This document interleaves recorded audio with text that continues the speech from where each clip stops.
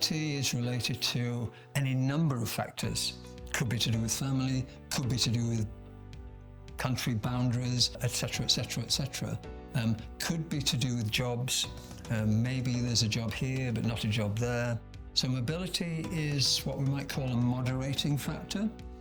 You can't really deal with mobility other than make sure that if you want to keep the teachers in the organisation, then you reward them in some way. But of course, it's not enough just to keep the teachers, the physical body in the organisation. You want to have what I call quality retention.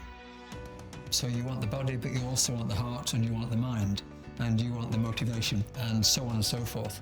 And this changes for some teachers during the course of a career, because of course their lives change, the conditions of living change, the demands made upon them both by the state and indeed by the school as a result of the boundaries the state or the challenges the state makes, they change over time as well. It's a mistake to think that we, or CPDs, continuing professional development, for example, will solve the problems of teacher resilience or teacher motivation or teacher retention.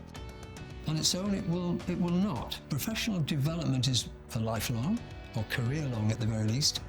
And for it to be career-long, it has to be relevant, it has to be worthwhile in terms of, does it fulfill my purposes as a teacher in educating students in this school or other schools, and so on. So it's a complicated process. Research suggests that teacher retention is very much associated with the quality of the environment in which they work, as well as the personal factors, family, children at school, and so on and so forth. So it's not an easy question to answer, but what we know from research is that teachers tend to stay, are more likely to stay, in organisations in which they are happy, in which they have a sense of well-being, in which they feel valued, and in which they feel able to make a positive contribution to the jobs that they do.